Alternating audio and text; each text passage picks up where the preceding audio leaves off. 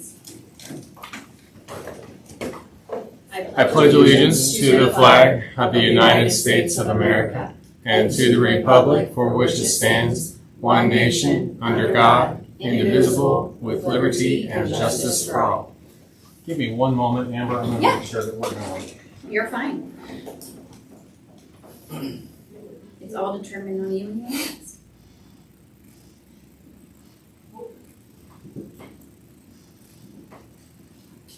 It is working. You may continue. All right, fantastic. Mr. Stevens, would you please call the attendance?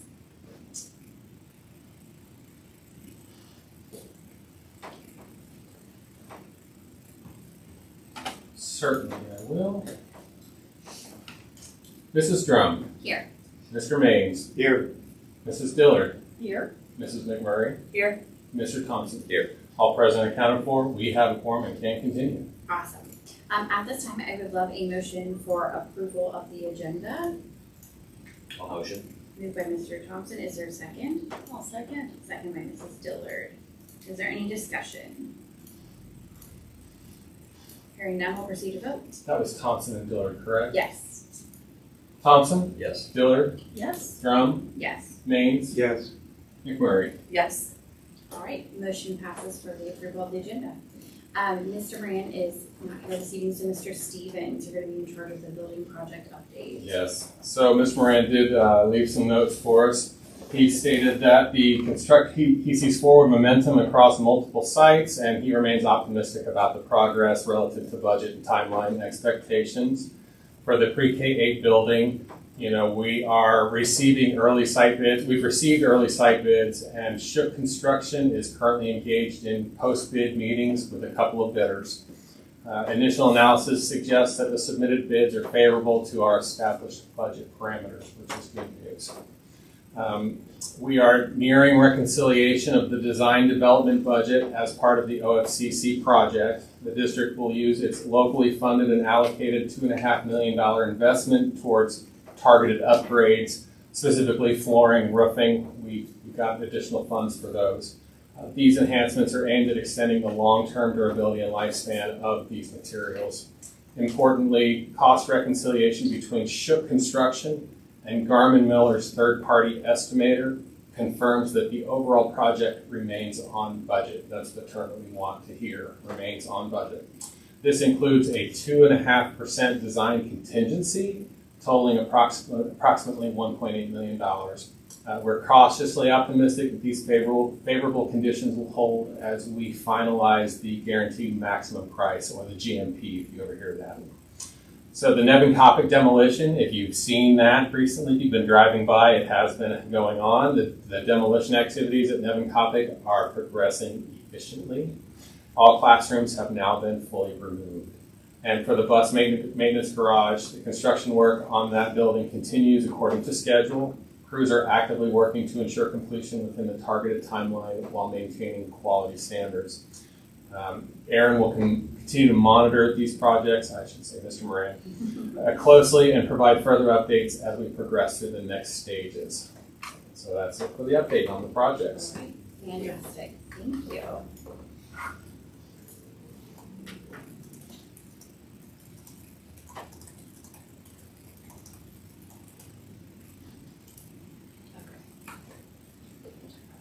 Okay, awesome. Next,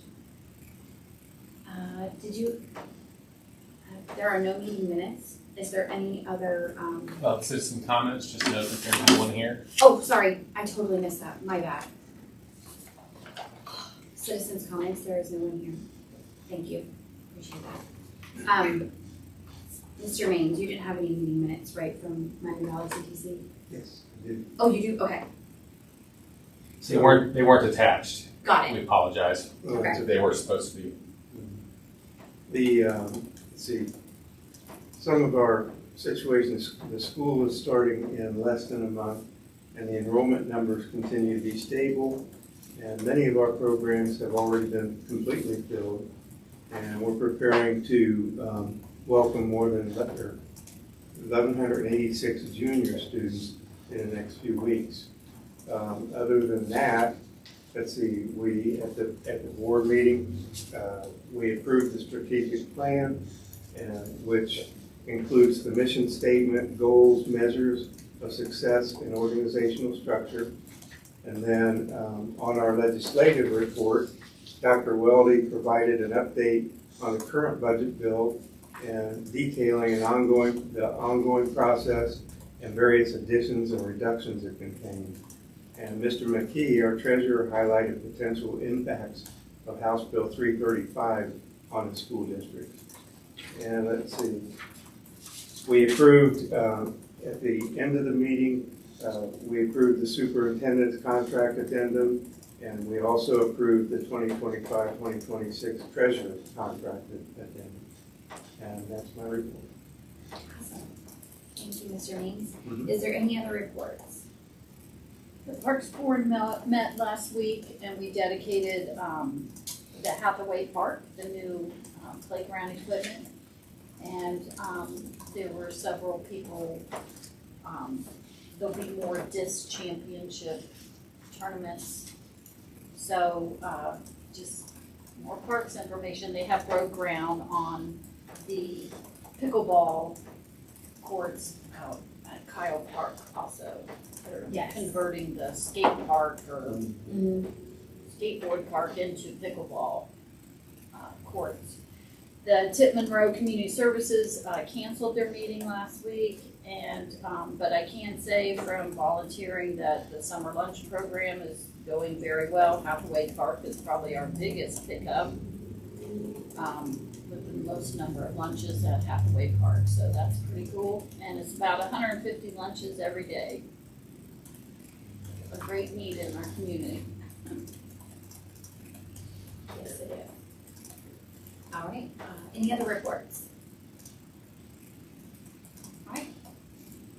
Moving on, treasurer's report, Mr. Stevens. All right, I apologize. I didn't realize that I didn't have the financial report attached. I had a page from the financial report, but I have it in there now. If you haven't hit refresh yet, that should be in there. But I can finally say that year is over. 12 of 12 months, 100% activity is done.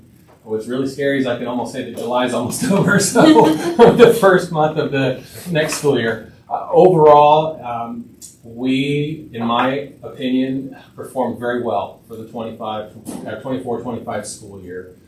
We met all of the expectations in the 5-year forecast with revenues, and we were under on the expenditures.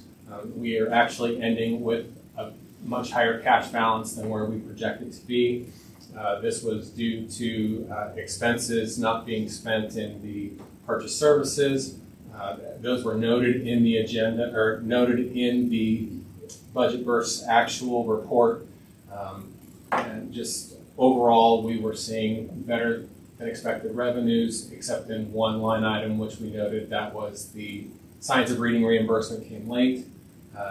It's coming in July, and our threshold cost reimbursement for special ed students was lower than expected.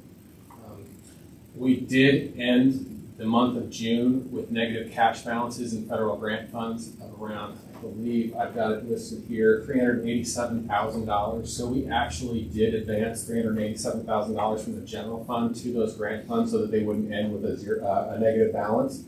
That was not projected in the 5-year forecast. So if you look at the expenses on the forecast, we have actually performed even better than what we did here, because that 387 was not expected.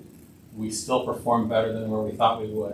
Now imagine in July when I put all that money back. So it's just a timing issue only. So again, we did very well. Because of the changes to the state budget that went through recently, the 5-year forecast is going to see some changes. One of those changes is normally we're used to approving those in November and May, and that is changing to August and February. They're having us turn those in earlier. For the first year, we turn it in October. So for October of 2025, we will submit the next 5-year forecast. It's no longer a 5-year forecast, it's a 4-year forecast. We will still prepare it as a 5-year, but we'll submit what the state wants. We'll cut off one of the years. But so we're going to see that come through much quicker.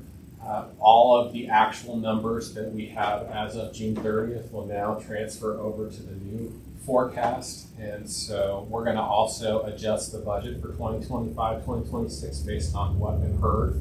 I know that the principals, all the directors, they're working on making sure, or Mr. Moran has really talked with them on knowing what your building is spending and getting to understand what do your classes cost, what do your people cost, what is it that we need to spend this money on.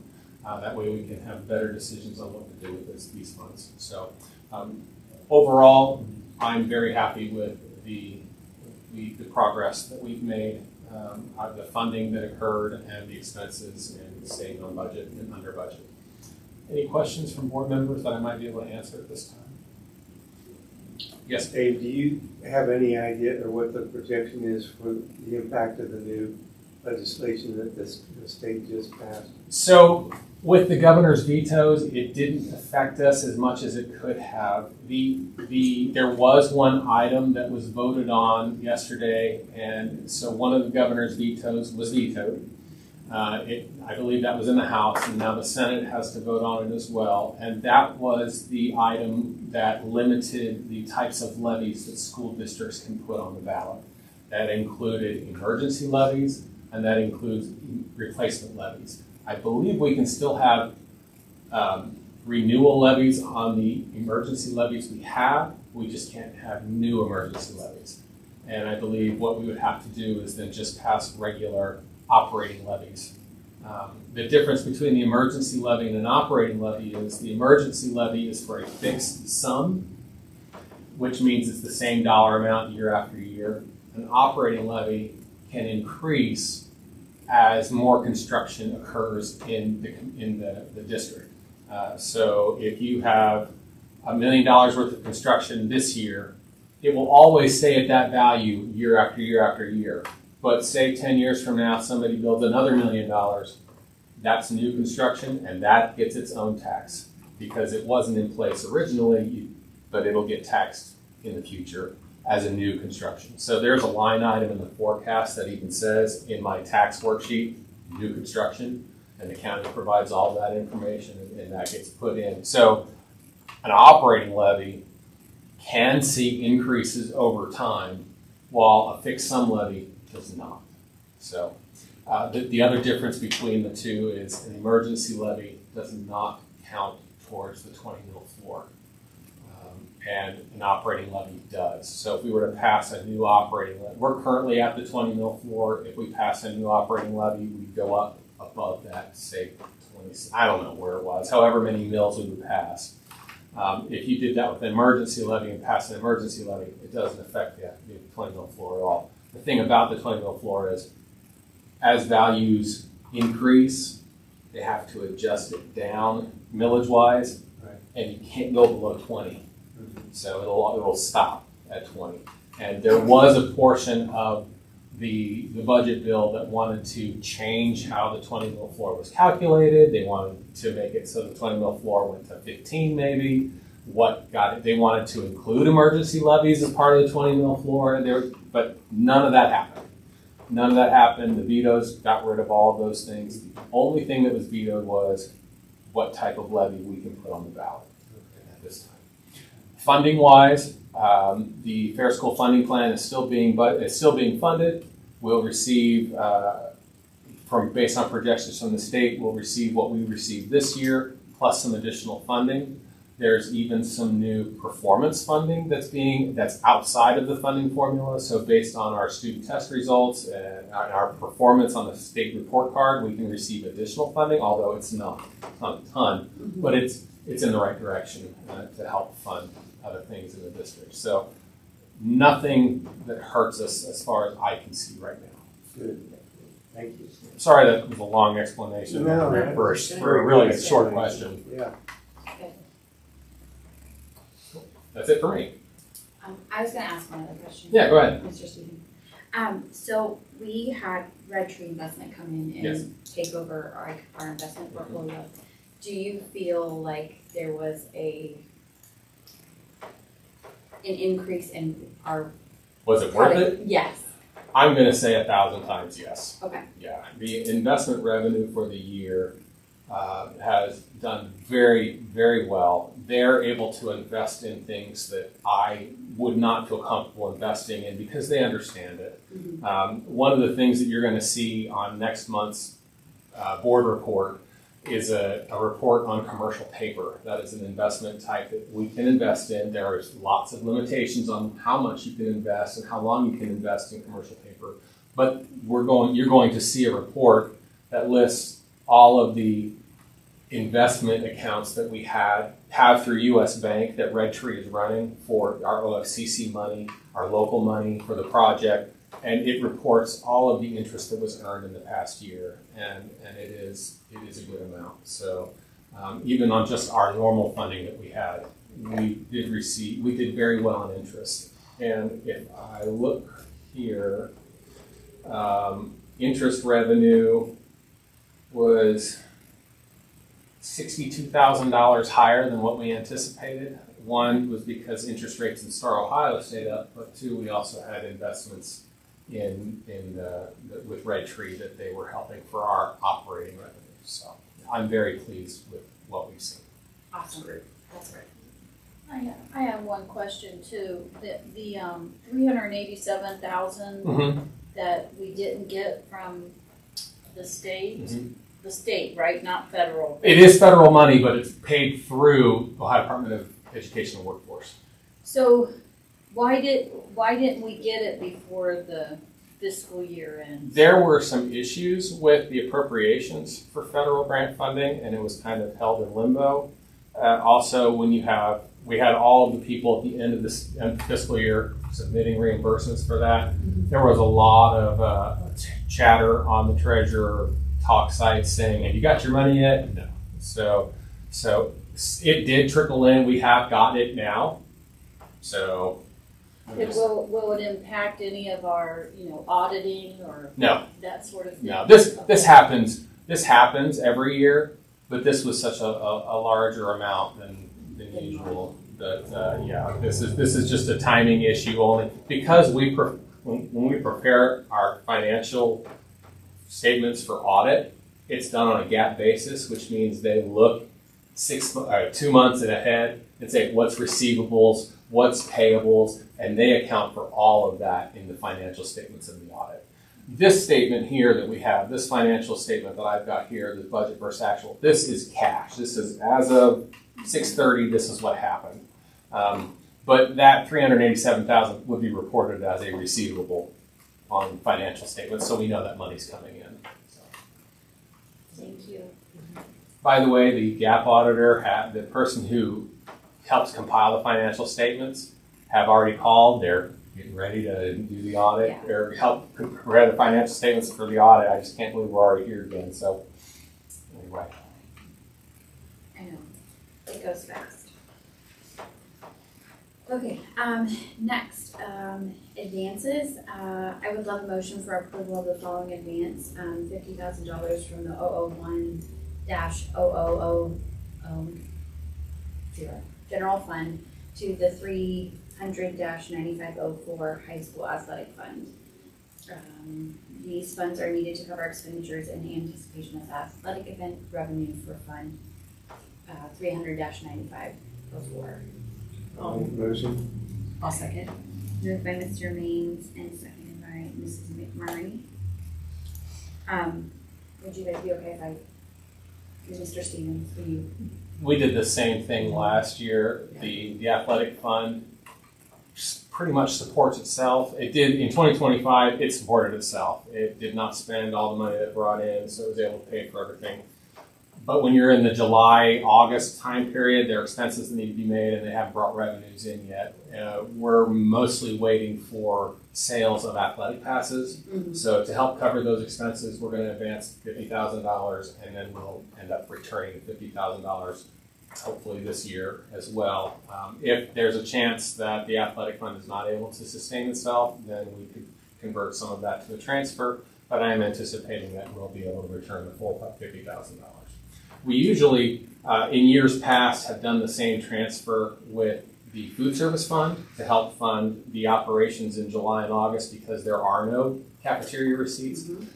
But because of COVID and the ESSER money that came through and not having to charge students and everything's getting reimbursed 100%, we were able to build up a cash balance in the 006 food service fund that we have still been using. And so we do not have to do an advance at this time for food service. So, but that usually it's food service and athletics that we would do something like this for in July. All right. Thank you, Mr. Stevens. Is there any other questions? Hearing none, we'll proceed to vote on the athletic funds advance. Maines, Yes. McMurray, Yes. Dillard, Yes. Drum, Yes. Thompson. Yes. All right, athletic funds advance motion passes.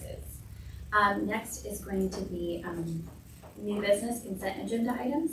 Under consent agenda is prior meeting minutes from June 24th, prior meeting minutes from June 24th, regular meeting, prior meeting minutes from July 8th, special meeting, resignations, new hires for 25-26, and Tipp City EVC online day plans. Do I have a motion for the consent agenda? Motion. Moved by Mr. Thompson. Is there a second? I'll second. All right, and we don't need any discussion on consent agenda items, so we'll go ahead and vote. Thompson, Yes. Dillard, Yes. Drum, Yes. Maines, Yes. McMurray. Yes. All right, motion passes on consent agenda. Next is new business. First is environmental doctor 25-26 renewal. I would love a motion for approval of the 2025-2026 renewal agreement with environmental doctor for the facilities air monitoring program at Tipp City Schools. Services include biannual indoor air quality testing at all 5 district buildings for the cost of $13,535. $13,735. Yes. Hold on. 5 buildings. I know, I was counting. Yeah. This office. Okay, because I was like, Same. wait a I know, minute. I I was was like- like, wait a minute. Okay. Me too. Okay. We have to test every place. Okay. Sorry, I wasn't thinking about this building. I apologize. Yes, there'll be 5 buildings, so that'll be all 4 schools plus the board office. Okay. Do I have a motion? All motion. Moved by Mrs. McMurray. Is there a second? I'll second. Second by Mr. Thompson. Is there any discussion? We've been using environmental doctor for years to test the facilities. Mhm. Kim has a good relationship with them. Mrs. Hagan has a good relationship. It's hard sometimes to remember when you like talk to them all the time. Also, I just wanted to say it's listed under public content too, so you can actually see the proposal. Yeah. I forgot to mention that. I apologize, guys. All right.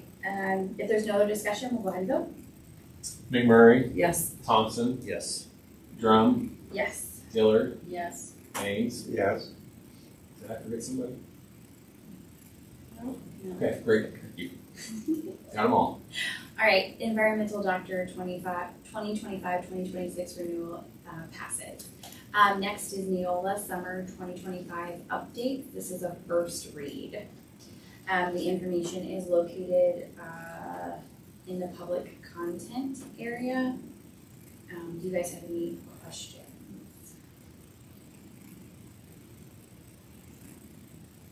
All right. So, since just everybody. Do you want to just read the policies that we're Yeah, reviewing? I will. So supplementary attendance compensation, student supervision and welfare. I guess you do policy number 2, right? Shouldn't I? Sure. Yep, sorry. 1417 is supplementary attendance compensation. 1613 is student supervision and welfare. And then 3213 is student supervision and welfare. And 4213 is student supervision and welfare. And then 5,200. Yes,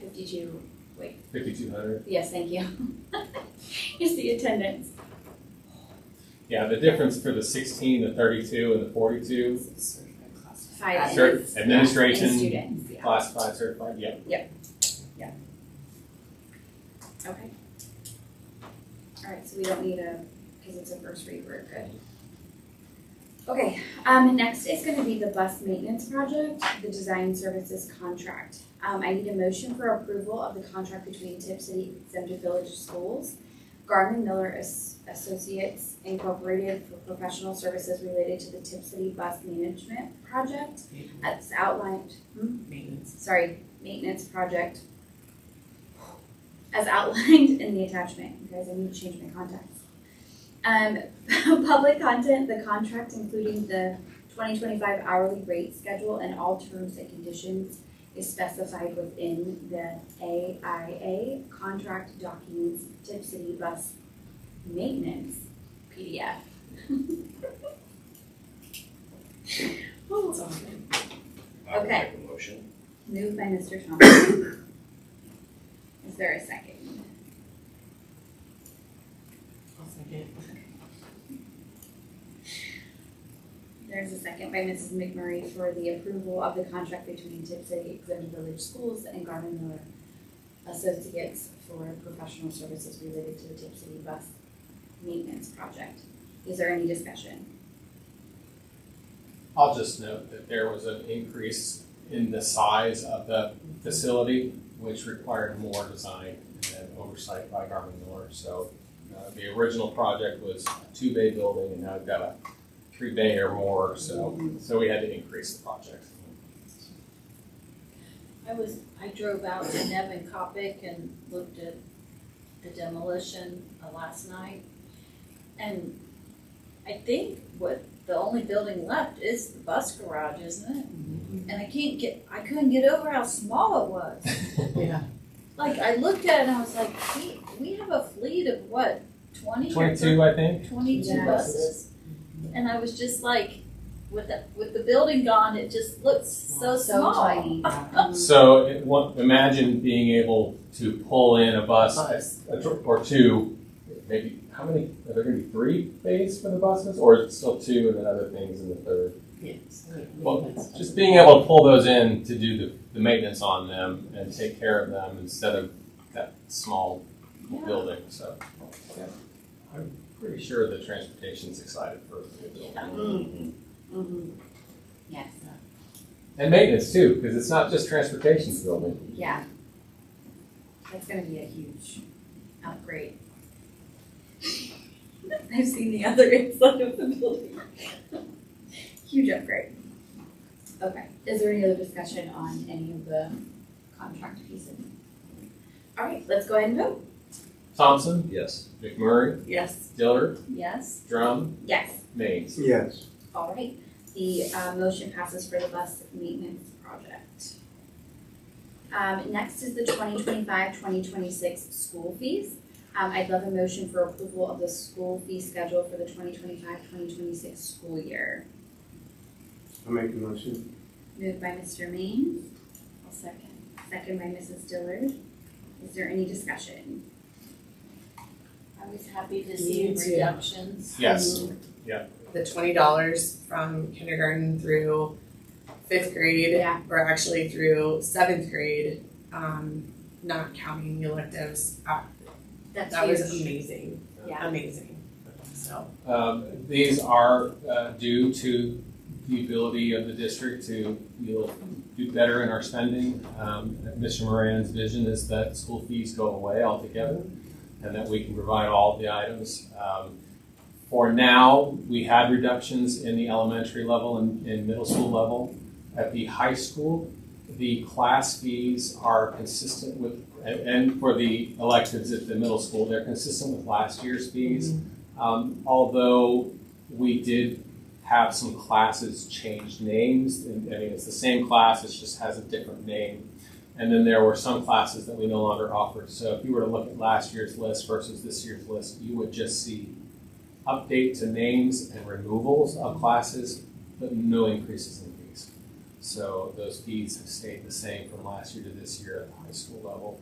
But we're, the curriculum department and principals are looking into these classes to see what it really costs overall. how much we can take on, if not all of it, 100% in the future. So It'll be a great day. Yeah. It really will.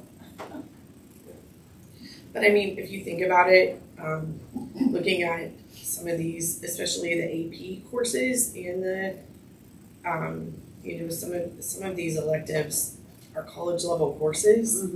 And the fact that you're taking, you know, an AP Chem that can count for your first year of chemistry in college for $30, Yeah. you know, that's huge. So yeah. So, but I mean, the test is less than 100. I mean, if you can for $120, for roughly. $120 to per take credit hour. a 2-semester Yeah. course in college is pretty phenomenal. So That's a Agreed. good perspective. Yeah, it's a great way to look at it. I bet you if we asked, we'd love, I'm sure that the AP teachers would love to have the AP test covered as well. Yeah. So, and I do know that districts Yes. that do that. mhm. So, but not everyone is required to take the test. So that's how, you know, it's a choice. And it's Yeah, I am excited to see this, I- especially for like, you know, families who have multiple children. This is a huge.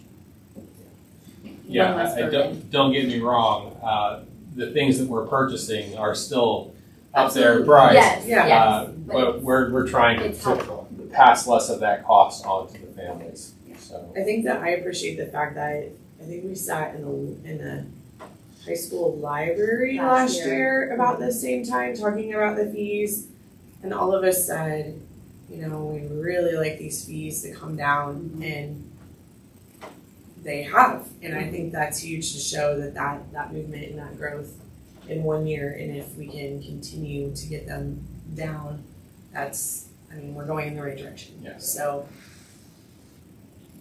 accessibility for students to take any of and all of these courses that they want to take, that's the most important thing. All right, any other discussions? All right, hearing none, we'll proceed to vote on the new school fees. Mapes, Yes. Dillard, Yes. Drum, Yes. McMurray, Yes? Thompson. Yes. All right, motion passes for the new school fee schedule. All right, next is a discussion item, which is the cell phone policy. So we started with the cell phone policy, oh gosh, it's been a minute ago, Over a year, because it's Yeah. supposed to go into place. in July of this year. And so I know we've had a couple of different discussions on it. I know at one point we were close to like putting something in place, and then, what was it, July 1st, they changed it again. With the budget. With the budget. So, Mr. Moran did forward us some information based on Neola's policy as to their interpretation of what they think the policy could be. But I would like to open the floor to us discussing, I guess, kind of like what we see as some of these words, such as instructional hours, things like that, to look at our thoughts on it. I know I sent you guys the cell phones model policy, that was previously the May one. And so there are some things that are the same and some things that are a little bit different between the two, so who would like to have discussion? I can start, if Okay. that's all right. So, Neola's recommendations, their interpretation of the House bill is very stringent, in my opinion.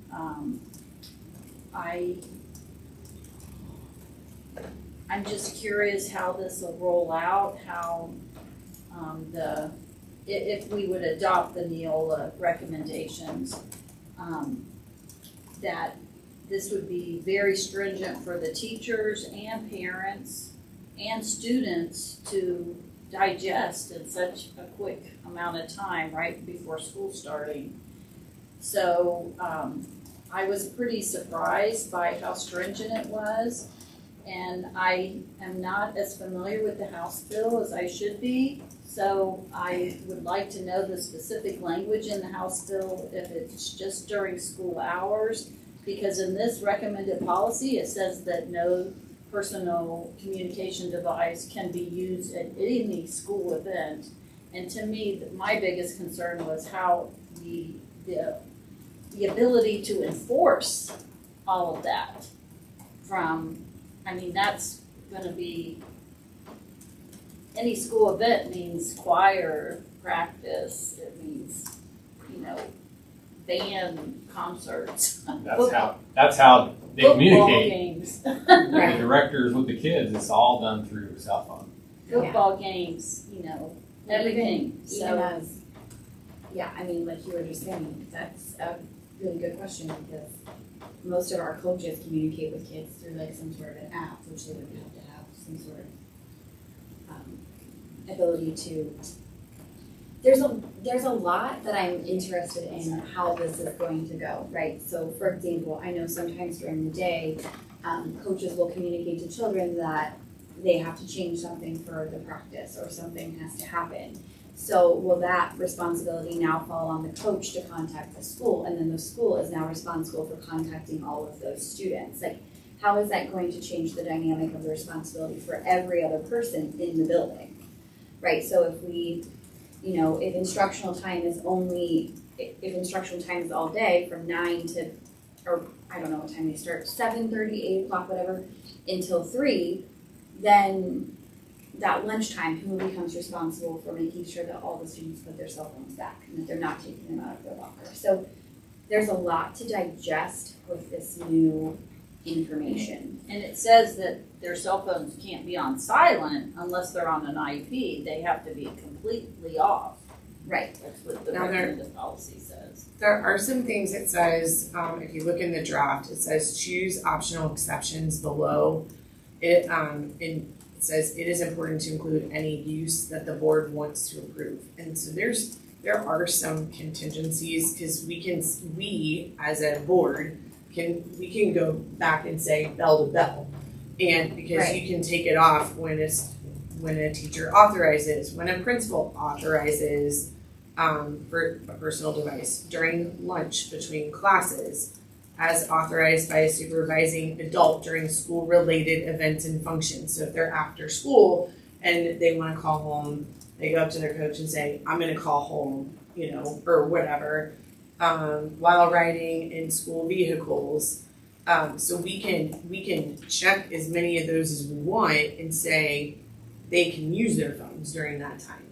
So those are the exceptions that we are allowed to choose from. I think there's probably, it's a step in the right direction either way you go. Yeah, absolutely. The Ohio Department of Education, there was an article in the Dayton Daily this past Friday, and it was talking about it. And the article said the Ohio Department of Education and Workforce in December of 2024 found about 61% of the schools responded to the survey had adopted formal policies around the cell phone. Said 45% of the respondents said cell phone use is limited to select times of the school day, and 41% said phones are not allowed at any time during standard school hours. And then it goes on and talks about, in total, 992 districts replied, and Oakwood was one of them, and they replied. And Oakwood High School, class of 26, sent the Board of Education in May questioning the policy, calling it well-intentioned, but out of touch with the reality of our classroom experience. And so right now, and this is coming from the board, right now this policy does not equip us with the real world. It shelters us from it, the letter stated. Instead of imposing a blanket ban, I propose a more balanced approach. Allow phones during non-instructional periods and do not ban them entirely from our school day. And that's wholly compatible with our expectation that devices be off during class. But I see two different things there. So that's I would say, somewhat of a liberal policy. But on the other side of the coin, Beaver Creek school systems I've read an article about them several months ago, and one of the advantages to banning it all day long was the kids socialized more. And when in between classes, they socialized with each other, got along better, communicated with each other, as opposed to being on their cell phones Right. the whole time. So there's pros and cons of both ways. And the other thing is, mentioning teacher supervision. If we allow them to have those phones during the day, but not use them during class time, then, the teachers are gonna need to, I think, monitor a lot more. Well, but they have to follow it too, Yeah. right? Like, yeah. that's gonna be the expectation. So, and the other thing that I think is important to talk about is what is, I don't like using the term punishment, but what is the consequence of being caught using the phone during the non-allowed hours? Where should the kids, where are we gonna store those phones? Are they allowed to have them in their backpacks? Do they have to, is there a certain place in each one of the rooms where they drop it off so that they don't have it during the class time? So, there's all kinds of things that we really need to think about here. Those are just a few of the things that crossed my mind. I think again, either way, we're heading in the right direction. I think that I tend to crave simplicity, and to me, it comes down to a cost-benefit analysis.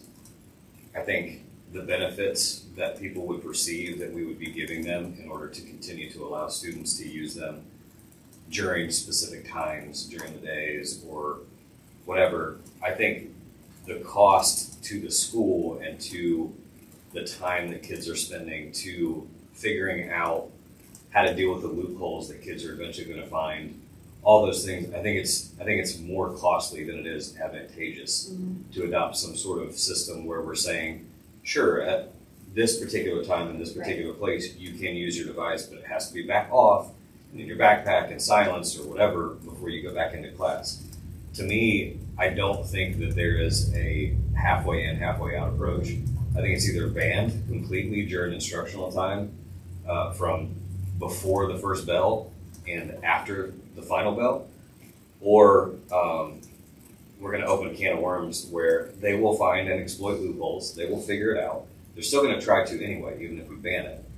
But you can create, I think, a more consistent standard if it's just across the board. These devices are not to be used or accessed at all during instructional time. It's much easier to enforce. It's much easier to monitor. Consequences are not as black and white. There's, there could be a strike system or whatever. But I think that you're always going to, and this, of course, precludes anybody who has a medical condition and things like that. I mean, I know that's a real thing that, for diabetic children, for example, that it's essential for them to help watch their levels and things like that. So, not saying any of that, but I just think the more complicated that we try to make this, the harder that it is to manage and control it.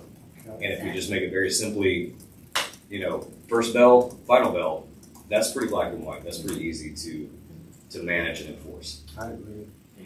Also, one thing that I do want to note in here, for the first time, they actually call it a personal communicative device instead of just a phone. And so I think that includes the watches. And so I think that's important to know that, I actually just had a meeting this morning with a local employer in Tipp City, and one of the things that they are struggling with is keeping new hires employed who even have 4-year degrees and beyond, because they cannot stay off their cell phones. And they're going through some auditing within the company, and what they're finding is people just are not willing to follow these rules, and then they're like, sorry, we have to go. Like, this is our rule to keep what we're doing safe. And so I think that, again, I go back to, if we're truly going to prepare our youth for future, they cannot be on their phones all the time in their jobs. They've got to be able to put them away for a certain period of time to be able to function. And I think learning that appropriate, when that's appropriate, is part of our role, you know, as representing the community to help. I think that we also need to make sure that we are training our educators and our administrators, because I know it's gonna be hard because the teachers don't wanna feel like the bad guy making them, you know, put their phones away. But I think I learned years ago that if your rules start off harder at the beginning, and then you can always Yeah. evaluate, you know, as Reevaluate time your goes on. policy. And I think Yeah. that sounds like what the students from Oakwood are doing, like, hey, can we reevaluate this? And I think that that's fair, but I think that I agree with Kyle, bell to bell and just bell to bell, and That's why I don't move buy, on. I don't buy much into the argument that it's out of touch with current culture and things like that. You know, Just because it is cultural and it is what everybody has accepted as normal does not mean that's a good thing. And so the fact that people would like to say that it would be out of touch to ban phones, well, that may be true, but that doesn't necessarily mean it's a bad thing to do it, because I think that there's all kinds of data and interesting studies out there that show overall net negative effects that cell phones, social media, all of those types of things have on focus, on your social life, socialization, interpersonal skills, all of that. There's tons of data on that kind of stuff. So for us to create an environment where children are safe from that, and also I don't think that kids are going to learn anything at school about a digital device that they're not going to already know or learn outside of school. Right. There's not anything that is instructed in school, as far as I'm aware, that would teach a kid how to better use a personal electronic device. And they already are going to figure that out anyway in the hours that they're not at school. So I just don't personally see any benefit in allowing them access to them on school grounds Right. during school I hours. agree. And I think that the thing is with this Neola policy that was kind of presented to us, it appears that it interprets it as requiring a ban only during instructional hours. Yeah. Whereas I would agree with you, I think it needs to be across the entire school day as well. So, I do think Don't we can know. exempt. yeah. I think we can exempt Yeah. extracurricular activities, Yeah. Yes, practices, and things like that. I don't think Yeah. that's Yeah. and coaches can deal with that on their own. right, but But that's gonna have to be a whole teaching Yeah. thing too, though, is to We remind people We that. can't have all these exemptions, it needs to be simple, like Kyle Yes. said, because we don't want, we're doing it to increase instructional time, so we Right. can't take away enforcement, Right. which is taking away instructional time. Mhm. So it has to be a simple plan that I is agree. easy for everyone to follow, and that the kids aren't trying to figure out, oh, well, in so-and-so's class, this, and Yep. at this time, this, and this time, this, it needs to be straight across the board. Yep. And, At the end of the year, let's collect some data Yeah. from the teachers, the Yeah. students, you know, and the administrators, and say, how many incidences did you have? You know, what quantitative and qualitative data, and then like what Rick read, you can go back and evaluate it for the following year. So And I apologize, I did not get all the way down to like the violation section. yeah, it has sample violations too. I know that our administrators had already created violations based on like each one of their buildings, so maybe that's something that we need to revisit and look at. I did a crosswalk. They fall in line pretty closely. Okay, Mhm. perfect. the other question I had, and, I written down some notes earlier when I read all this was, so does the House bill include also the expectations of staff members, teachers and staff? I mean, if Just as students If right the now. if the kids, are the teachers allowed to be on their cell phones during the day as well? I think that's a local policy. That's within, yeah. I'm thinking about role modeling, and if it's the expectation for the students, how does that impact? I was just curious if the House bill included that language as well. I did not see that in the House bill. Just students right Just now. students. I think there's a lot, for me personally, I feel like they've changed it so many times that there still could be, and I could be wrong. No, because this doesn't have to go into place until January. Right, I still feel like there could be more that comes out that we're gonna continue to have like another revised discussion, because we thought we were pretty close to something.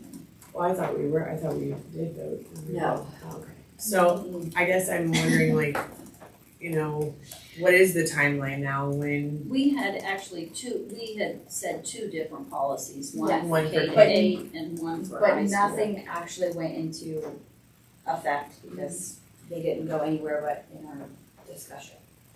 Like they didn't go to become a policy member, like go through the whole process. gotcha. Well, I know Mr. Moran's interest, at least this is what he communicated to me, was that we get something in place prior to the beginning of this year Mhm. and not wait until January when it's required. That'd be great. I'm in favor of that as well, personally. So, okay, so we need to decide, I know we have a meeting coming up before the beginning of the school year. Is it, Yes. or is it the day after? It is the, we'll be, special meeting. Oh, we do? Oh, yeah, no, sorry. So, We also That- have a special meeting. Yeah, yes, that's on it, the yeah. 8th, yeah. So that is something that we could always add to that meeting too. Because the regular meeting is not until after the Yeah. first day of school. So, the 19th. Yeah.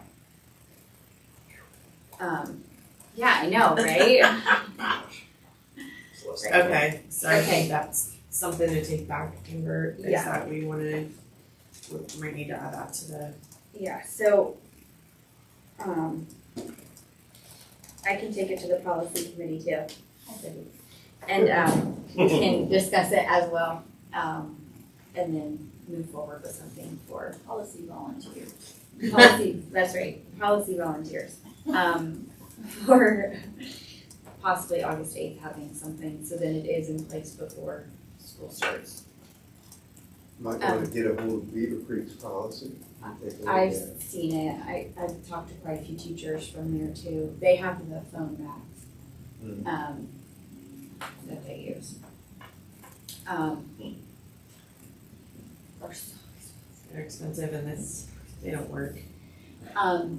Mr. Stevens, well, never mind, we'll have, never mind. Okay. Whatever we do needs to be simple and enforceable. We can't have all these loopholes because teachers and students can't keep track of all the loopholes. And then the policy isn't enforced. Right, So why do you have a policy if it's not enforced? yeah, I don't think that will, Don't see it, don't hear it. I mean, honestly, I don't wanna see it, I don't wanna hear it. so we can just, move forward with that. I think we're all in agreement that it needs to be simple and enforceable, so we can just figure out what that will look like and then, agree on a policy. Okay. All right. Moving on, any other discussion? I'm sorry, I hope I didn't cut anything off. Okay. All right, moving on to executive session. At this time, I would love a motion to adjourn to executive session, to discuss, consider the compensation of a public employee or official. Do I have a motion? I'll move that we adjourn to executive session. Is there a second? I'll second. Okay, moved by Mrs. Dillard and seconded by Mr. Thompson. Is there any discussion? All right, hearing none, we'll proceed to vote. Dillard, Yes. Thompson, Yes. Drum, Yes. Mays, Yes. and Murray. Yes. All right, the time is now 5:55. We will go into executive session, but there will not be any actions.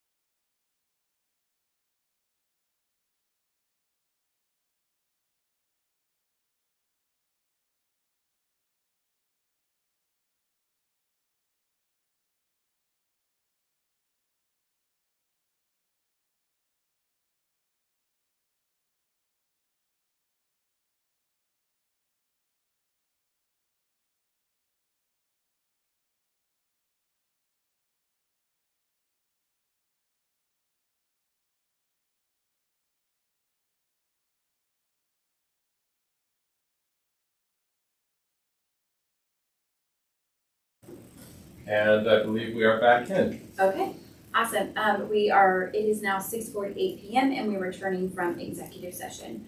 Our next upcoming meeting is going to be a work session and regular board meeting on August 19th, 2025. The work session will begin at 5 and the regular meeting will begin at 6 p.m. Also are you good, Ken? Listen now. Yeah, go ahead. Okay, and then also we will be holding a special meeting on August 8th from 9 a.m. to 12 p.m. All right, at this time. Where will that be located? Board of Education office, On August 8th from 9. 9 a.m. to 12.